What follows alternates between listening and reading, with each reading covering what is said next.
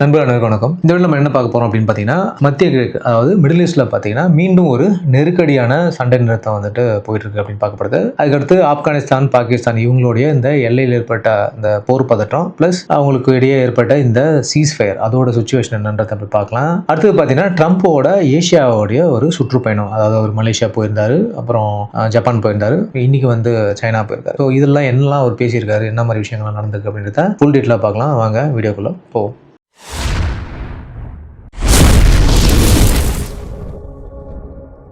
Israel Gaza இவங்களுடைய இந்த ஃப்ராஜிலா இருக்கக்கூடிய இந்த சீஸ் ஃபயரோட விஷயங்கள் அப்படின்னு தான் நம்ம பார்க்கணும். முதல்ல இந்த சீஸ் ஃபயர் ஆரம்பிச்சதுல இருந்து நிறைய வந்து கிரைசிஸ் போயிட்டு இருக்கு. அதுக்கப்புறம் பார்த்தீங்கன்னா அவங்களுக்குள்ள சண்டையும் ஆரம்பிச்சிருச்சு. அதாவது இஸ்ரேல் காசா இடையே அமெரிக்கா வந்து ஒரு மத்தியஸ்தம் செஞ்சு கொண்டு வந்த இந்த ஒரு தற்காலிக சண்டை நிறுத்தம், இந்த சீஸ் ஃபயர் வந்து பார்த்தீங்கன்னா இப்போ ஒரு கடுமையான டெஸ்ட்டை தான் பார்க்குது அப்படின்னு நம்ம சொல்லணும். ஏன் அப்படின்னு பார்த்தீங்கன்னா, இஸ்ரேலோட பிரதமர் பெஞ்சமின் நெத்தன்யாகு இன்னைக்கு அவங்க ராணுவத்துக்கு உடனடியா மற்றும் சக்தி வாய்ந்த தாக்குதலை காசா மீது நடத்தணும் அப்படின்னு வந்து சொல்லியிருக்காரு. காசாவில் பாதுகாப்பு ஏஜென்சி வந்துட்டு ஆரம்ப கட்ட தகவல் படி இந்த இஸ்ரேலிய விமான தாக்குதலில் வந்து பார்த்தீங்கன்னாக்கா காசா சிட்டி அப்புறம் இந்த கான் யூனிஸ் கூடிய இன்னொரு சிட்டி மற்றும் இந்த ரெண்டு இடத்துலையும் பார்த்தீங்கன்னா அகதிகள் இருக்கிற முகாம் உட்பட நிறைய பகுதிகளில் வந்து 30ல இருந்து 33 பாலஸ்தீனர்கள் வந்துட்டு இந்த குண்டு வீச்சினால கொல்லப்பட்டிருக்காங்க அப்படின்னு சொல்லப்படுது. மேலும் டசன் கணக்கில் வந்துட்டு மக்கள் வந்து காயமடைஞ்சிருக்காங்க. இது எல்லாமே இன்னைக்கு நடத்தப்பட்ட தாக்குதல் அப்படின்னு பார்க்கப்படுது. ட்ரம்ப் வந்து மிகப்பெரிய ஒரு பிஎஸ்டியில் கொண்டு வந்து உலகம் முழுக்க பெருமையா பேசிக்கிட்டாரு. உலக தலைவர்கள் எல்லாரும் அவரை பாராட்டினாங்க. பாகிஸ்தான்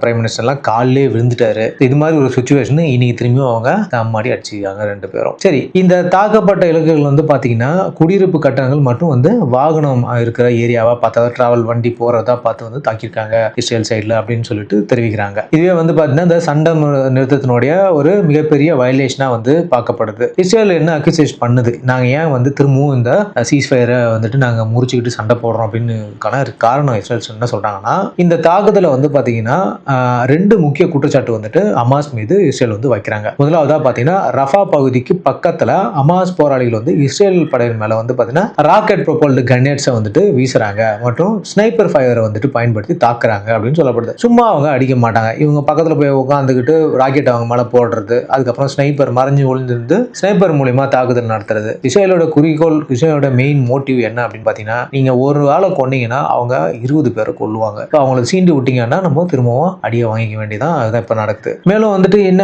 இஸ்ரேல் சொல்றாங்க அப்படின்னா, 2023ல இஸ்ரேல் படைகளால் வந்து மீட்கப்பட்ட ஒரு இறந்த பணைய கைதி, அதாவது ஹாஸ்டேஜஸ் வந்துட்டு ஹமாஸ் பிடிச்சி வச்சிருந்தாங்க. பிடிச்சி வச்சிருந்த ஹமாஸோட இந்த ஹாஸ்டேஜில இருந்து இறந்தவரை ஒருத்தர் வந்து எடுத்துட்டு வந்தாங்க. அதுல வந்து பாத்தீங்கன்னா அவர் வந்து உடலுடைய பாகங்கள் மட்டும் தான் அவங்களுக்கு கிடைச்சதுன்னு சொல்லப்படுது. ஸோ இவருடைய மீதி பாகங்களை திருப்பி கொடுக்கிற வந்து ஒப்பந்தத்துல இருந்து ஹமாஸ் வந்து மீறிட்டாங்க அப்படின்னு சொல்லி இஸ்ரேல் சொல்லுது. ஏன் அப்படின்னா அவங்க அந்த அவருடைய ரிமைனிங்ஸை வந்து கொடுக்கல அப்படின்னு சொல்லி நெத்தன்யாகு வந்து கடுமையா அக்யூஸ் பண்றாரு. ஹமாஸோட ரெஸ்பான்ஸ் என்னவா இருக்கு இதுக்கு அப்படின்னு பாத்தீங்கன்னா, இதுக்கு ஹமாஸ் வந்து பாத்தீங்கன்னா ஒரு மிக கடுமையான ரெஸ்பான்ஸை சொல்லியிருக்காங்க. இஸ்ரேலிய படைகள் மீதான தாக்குதலுக்கு வந்து நாங்க வந்து பொறுப்பேற்றுக்கல அப்படின்னு அவங்க வந்து மறுத்துட்டாங்க. அதாவது இந்த கிரெனேட் ப்ரொபல் தாக்குதல் பண்ணதும் சரி, ஸ்னைப்பர் தாக்குதல் பண்ணதும் சரி நாங்க கிடையாது அப்படின்னு சொல்லிட்டு ஹமாஸ் வந்து தெரிவிச்சிருக்காங்க. இஸ்ரேலுடைய விமான தாக்குதல்களை வெளிப்படையா வந்துட்டு ஒரு சண்டை நிறுத்தத்துக்கு வந்து ஒப்பந்த மீறல் இது அப்படின்னு வந்து ஹமாஸ் வந்து இஸ்ரேல் மேல குற்றம் சாட்டுது. மேலும் இறந்த இஸ்ரேலிய பணைய கைதிகளுடைய உடல்களை வந்து தேடவும் மீட்கவும் இஸ்ரேல் வந்து அப்ஸ்ட்ரக்ஷன் வந்து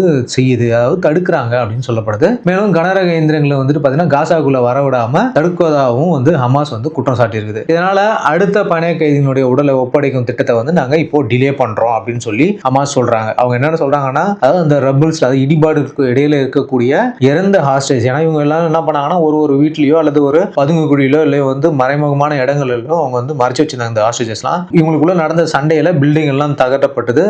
அப்படி ஒரு சிச்சுவேஷன் வரும்போது அதுல உள்ள சிக்கிக்கிட்டு இறந்த நிறைய ஹாஸ்டேஜஸ் இருக்காங்க. அவங்களுடைய உடல்களை மீட்கிறது ரொம்ப சிரமமா இருக்குன்னு ஹமாஸ் வந்து ஒரு காரணத்தை சொல்றாங்க. இதை வந்துட்டு இஸ்ரேல் வந்து ஏத்துக்க மாட்டானது. அடுத்தது முக்கியமா நம்ம பார்க்க வேண்டியது என்னன்னா, இந்த சண்டை நிறுத்தம் அக்டோபர் 10, 2025 ஆரம்பிச்சது. இந்த சண்டை நிறுத்த ஒப்பந்தத்தின்படி நடந்த பணைய கைதிகள் கைது மற்றும் வந்து எக்ஸ்சேஞ்சினுடைய விவரத்தை நம்ம பார்க்கும்போது உயிருடன் விடுவிக்கப்பட்ட பயணிகளுடைய எண்ணிக்கை அப்படின்னு பாத்தீங்கன்னா கிட்டத்தட்ட 20 பேர், அதாவது உயிருடன் மீட்கப்பட்ட பணைய கைதிகளுடைய எண்ணிக்கை வந்து பார்த்தீங்கன்னா 20 பேர் உயிரா இருந்தவங்களை வந்து ஹமாஸ் இஸ்ரேல்கிட்ட வந்து ஒப்படைச்சாங்க. இதற்கு பதிலாக வந்து இஸ்ரேல் கிட்டத்தட்ட 2000க்கும் அதிகமான பாலஸ்தீன கைதிகளை வந்துட்டு விடுதலை செஞ்சாங்க. இதுதான் வந்து ஃபர்ஸ்ட் கட்டா அவங்களுக்கு நடந்தது. சண்டை நிறுத்தம் ஆரம்பத்துல இருந்து இதுவரை வந்து பாத்தீங்கன்னா 15 இறந்த இஸ்ரேலிய பயணிகளுடைய உடல்களை வந்து பாத்தீங்கன்னா ஹமாஸ் வந்து திருப்பி கொடுத்துருக்காங்க அப்படின்னு சொல்லப்படுது. இஸ்ரேல் தரப்புல இருந்து கிட்டத்தட்ட 195 பாலஸ்தீன உடல்களை வந்து காசாவுக்கு திருப்பி அமைச்சிருக்காங்க அப்படின்னு சொல்றோம். மீதமுள்ள உடல்களுடைய கண்டிஷன் என்ன அப்படின்னு பார்க்கும்போது இன்னும் 13 பணைய கைதிகளுடைய உடல் பாகங்களை வந்து ஹமாஸ் வந்து திருப்பி அளிக்கணும் இஸ்ரேல் கிட்ட அப்படின்னு தான் நம்ம பார்க்குறோம். இந்த கொடுக்கப்பட்ட கண்டிஷன் எல்லாமே ஹமாஸ் மீட் பண்ணாத வரைக்கும் நாங்கள் சண்டை நிறுத்தத்தில் இருக்க மாட்டோம், நாங்கள் வந்து திரும்பவும் வந்து தாக்குவோம் அப்படின்ற மாதிரி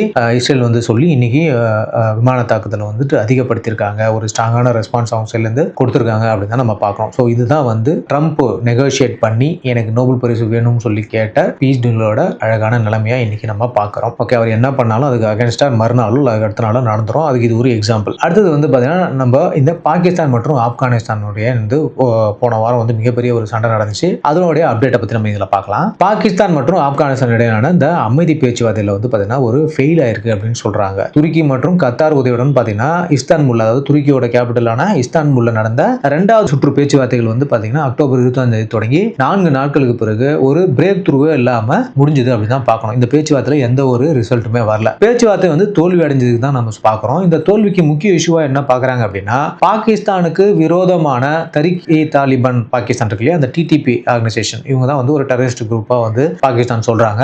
இந்த தீவிரவாத குழுக்கள் தான் வந்து பார்த்தீங்கன்னா முக்கிய வந்து காரணமா பார்க்கப்படுது. இந்த குழு ஆப்கானிஸ்தான் மண்ணில் வந்து இயங்கி இஸ்லாமாபாத்துல வந்து நிறைய குற்றவாளிகளை செய்யறாங்க அப்படின்னு சொல்லிட்டு பாகிஸ்தான் வந்து குற்றம் சாட்டுறாங்க. டிமாண்ட் அண்ட் ஸ்டாண்ட்ஸ், அதாவது பாகிஸ்தானோட டிமாண்டும் ஸ்டாண்டும் என்ன அப்படின்னு நம்ம பார்க்கும்போது பாகிஸ்தான் தகவல் தொடர்பு அமைச்சர் ஆப்கானிஸ்தான் தாலிபான் வந்துட்டு பயங்கரமா குற்றம் சாட்டுறாரு. அவர் என்ன சொல்றாருன்னா தாலிபான்கள் வந்து குற்றச்சாட்டுகளை மாற்றுவதும் மற்றும் ஏமாற்று வேலையில் தான் ஈடுபடுறாங்க அப்படின்னு சொல்லிட்டு அவர் வந்து அக்யூஸ் பண்றாரு. பாகிஸ்தானோட தேவை என்ன அப்படின்னு பார்க்கும்போது டிடிபிக்கு எதிராக உறுதியான சரிபார்க்கக்கூடிய நடவடிக்கையை வந்துட்டு பார்த்தீங்கன்னா ஆப்கானிஸ்தான் எடுக்கணும் அப்படின்னு சொல்லிட்டு பாகிஸ்தான் வந்து சொல்லுது. அது மட்டும் இல்லாம ஒரு பயங்கரவாத அமைப்பா இருக்கக்கூடிய இந்த டெரரிஸ்ட் ஆர்கனைசேஷனா இருக்கக்கூடிய இந்த டிடிபியை வந்து பார்த்தீங்கன்னா முறையா வந்து ஒரு பேன் பண்ணணும் ஆப்கானிஸ்தான்ல அப்படின்னு அவங்க சொல்றாங்க. அது மட்டும் இல்லாம எல்லையில வந்துட்டு ஊடுருவலை வந்து கட்டுப்படுத்தணும், மேலும் ஒரு கூட்டு கண்காணிப்பை வந்துட்டு ஏற்படுத்தணும். அதுக்கான ஒரு மெக்கானிசத்தை, ஒரு கூட்டு கண்காணிப்பு அப்படின்னா பாகிஸ்தான் போர்ஸும் ஆப்கானிஸ்தான் போர்ஸும் 2 பேரும் சேர்ந்து பார்டரை வந்து செக்யூர் பண்ணி டிடிபி அங்கேருந்து இன்னாண்ட வந்து தாக்குதல் நடத்தாத அளவுக்கு பார்க்கணும் அப்படின்னு சொல்றாங்க. இதோட வழி வந்து பாகிஸ்தானுக்கு இப்ப புரியும். பக்கத்துல இருந்துட்டு நம்ம ஊருக்கு, அதாவது காஷ்மீருக்கு அப்பப்ப வெளியில இருந்து அமைச்சிட்டு இருக்காங்க. கொஞ்சம் ஏமாந்தோம்னா பாம்பேல நடத்தின மாதிரி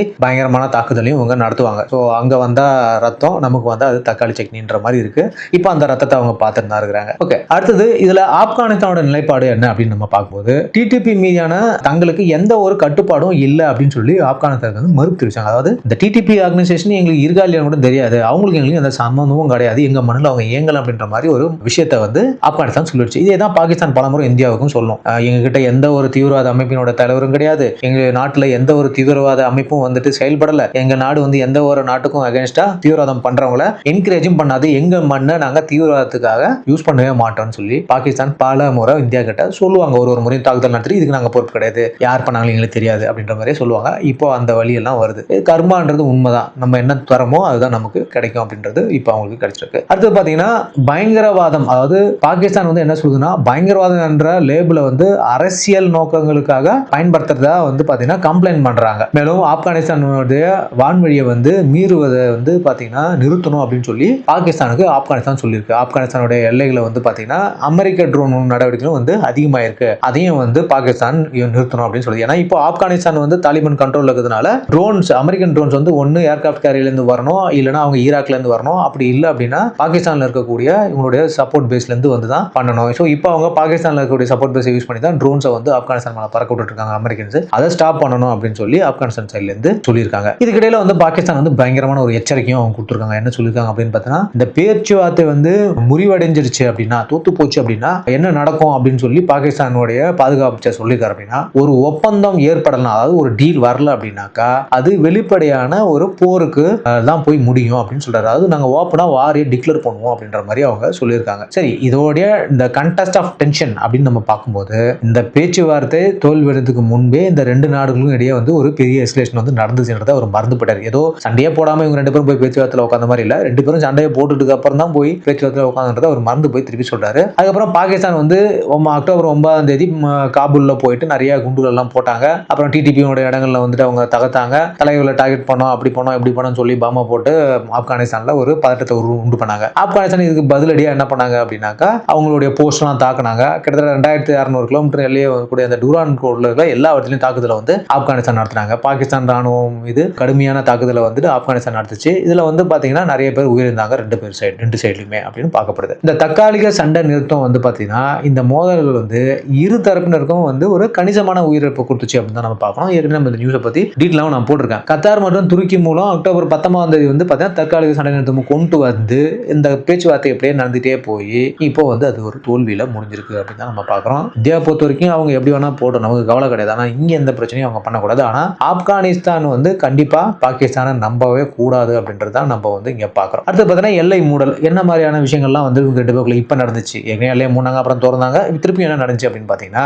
அனைத்து முக்கிய எல்லை கட்டுப்பாடுகள் இருக்கக்கூடிய எல்லைகளையும் வந்து அவங்க மூடி வச்சிருக்காங்க. இதனால வர்த்தகம் மற்றும் சரக்கு போக்குவரத்து வந்து பெருசா டிஸ்டர்ப் ஆயிருக்கு அப்படின்னு தான் சொல்றாங்க. ஸோ இதுதான் ஆப்கானிஸ்தான் பாகிஸ்தான் இடையே திருப்பி நடந்துட்டு இருக்கிற பிரச்சனை. கண்டிப்பா இன்னும் 2-3 நாள்ல டமால் டிமால் அங்க சவுண்ட் வரும்ன்றது மட்டும் நல்லாவே தெரியுது. ஓகே நண்பர்களே, அடுத்த விஷயத்தை நம்ம பார்ப்போம். 2-3 நாளா நம்ம வந்து நம்ம தலைவன் ட்ரம்ப்பை பத்தி எதுவுமே பேசவே இல்லை. ஸோ இப்போ அவர் பயங்கரமா ஏசியாவில் வந்து சுற்றுப்பயணம் மேற்கொண்டுட்டு இருக்காரு. நரேந்திர மோடி அவர் வந்து அவர் மூஞ்ச கூட பார்க்கறதுக்கு ரெடியா இல்லை. அதனால நம்ம மலேசியாவில் நடந்த ஏசியன் மீட்டிங்க்கு அவர் போகவே இல்லை. இப்போ அமெரிக்க ஜனாதிபதி டொனால்டு ட்ரம்ப்னுடைய முக்கிய ஆசிய சுற்றுப்பயணம் பற்றின ஒரு விஷயம் பார்க்கும்போது இந்த சுற்றுப்பயணம் பார்த்தீங்கன்னா சர்வதேச உறவுகள் மற்றும் வர்த்தக சமநிலையை புதுப்பிக்கும் ஒரு முக்கியமான எஃபர்ட்டா வந்துட்டு நான் பார்க்குறேன் அப்படின்ற மாதிரி அவர் வந்து பயங்கர பெருமையாக பேசியிருக்காரு. இந்த ட்ரிப்ல வந்து பார்த்தீங்கன்னா ஜப்பானில் ஆரம்பிச்சு, அதாவது மலேசியா போனார், அப்புறம் ஜப்பானில் தான் அவர் இருந்தார். அடுத்ததான் மிக முக்கியமான, அதாவது ஜப்பானில் ஆரம்பிச்சு அதுக்கப்புறம் முக்கியமான சீனாவை வந்துட்டு அவர் போய் சந்திக்கிறாரு அப்படின்னு தான் நம்ம பார்க்குறோம். சீனாவுக்கு ஏன் போறாரு உங்களுக்கும் தெரியும், எனக்கும் தெரியும். ட்ரேட் பயங்கர பிரச்சனை போயிட்டு இருக்கு. ஸோ அதனால அவர் அங்கே போறாரு. சரி, ஜப்பான்ல நடந்தது என்ன அப்படின்னு பார்க்கணும். ஜப்பானுக்கு போனார் இல்லையா, அங்கே என்ன நடந்துச்சு அப்படின்னு பார்க்கும்போது ஜப்பான்ல அவர் ஜப்பானிய பிரதமர் சனா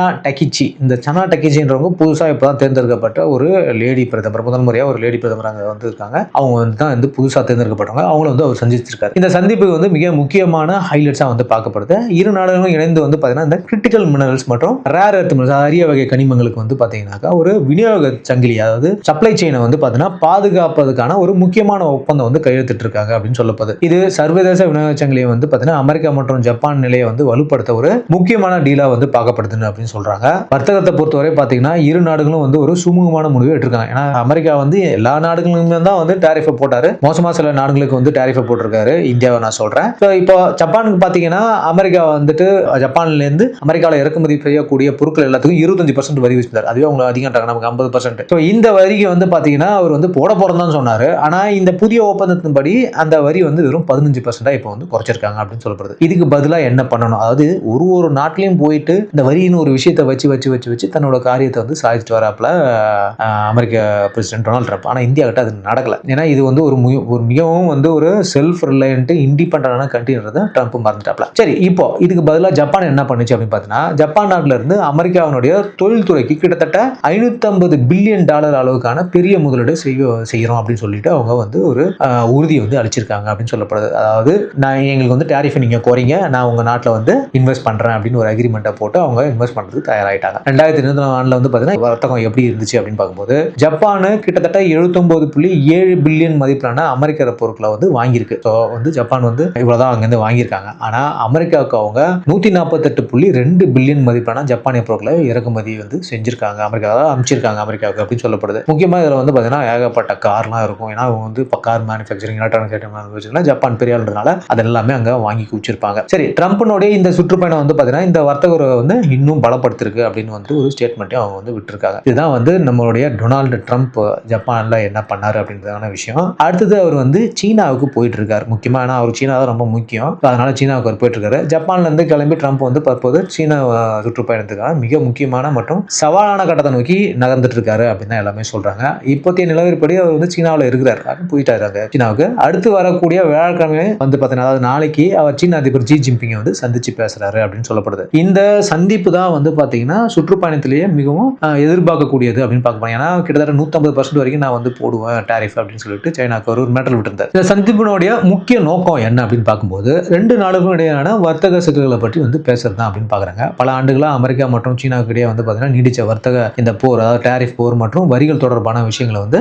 சரி செய்வதற்கு இப்போதைய வந்து ஒரு ஃபோக்கஸா அவங்க பாக்குறாங்க. அதாவது இவங்க ரெண்டு பேரும் சேர்ந்து தான் ஆக்சுவலா வந்துட்டு வேர்ல்டு எக்கனாமியை வந்து வந்து கொலாப்ஸ் பண்ணிட்டு வராங்கன்னு நம்ம சொல்ல முடியும். ஏன்னா இந்த டாரிஃப் வார்ன்ற ஒரு விஷயத்தை முத கொண்டு வந்தது இவங்க 2 பேர் தான். இதை தான் ட்ரம்ப் பிடிச்சின்னு இப்போ உலகம் முழுக்க வந்து உசுரை வாங்கிட்டு உட்காந்துருக்காப்ல. சரி, அடுத்தது வந்து பார்த்தீங்கன்னா இந்த அறிவுசார் சொத்துரிமை பாதுகாப்பு மற்றும் அமெரிக்க நிறுவனங்கள் வந்து சீன சந்தையில் வந்து எதிர்கொள்ளும் சவால்களை குறித்து இந்த சந்திப்பில் வந்து முக்கியமாக வந்து இவர் ட்ரம்ப் வந்து ஜி ஜின்பிங் கிட்ட விவாதிப்பாரு அப்படின்னு சொல்லப்படுது. உலக பொருளாதாரத்தினுடைய திசையை வந்து பார்த்தீங்கன்னா தீர்மானிக்கக்கூடிய அளவுக்கு ஒரு முக்கியமான சந்திப்பாக தான் இதை வந்து எல்லாமே பார்க்குறாங்க. ஏன் அப்படின்னு பார்த்தீங்கன்னா ரெண்டுமே வந்து மிகப்பெரிய ஒரு சூப்பர் பவர்ஸ். அமெரிக்கா வந்துட்டு எக்கனாமிக்காவும் சரி மிலிட்டரியாவும் சரி ஒரு மிகப்பெரிய பவர். கிட்டத்தட்ட 26% வேர்ல்டு ஜிடிபி வந்து அவங்க தான் கையில் வச்சிருக்காங்க. சைனாவும் சும்மா கிடையாது. அவங்களுமே வந்து பெரிய லெவலில் இருக்கக்கூடிய ஒரு 2வது பணக்கார நாடு. எக்கனாமிக்காவும் சரி டெக்னிக்கலாவும் சரி மிகப்பெரிய அளவில் வளர்ந்துட்டு இருக்க ஒரு நாடு. அதனால இந்த 2 நாடும் வந்து சுமூகமான ஒரு உறவுல போச்சு அப்படின்னா வேர்ல்டு எக்கனாமி ஓரளவுக்கு ஸ்டேபிள் ஆகும் அப்படின்னு தான் நம்ம பார்க்கணும். இந்த மீட்டிங்கோட அவுட்கம் பொறுத்து தான் ஃபர்தரா என்ன நடக்க போகுது அப்படின்றத வந்து நம்ம பார்க்க முடியும்னு சொல்றாங்க. ஓகே மக்களே,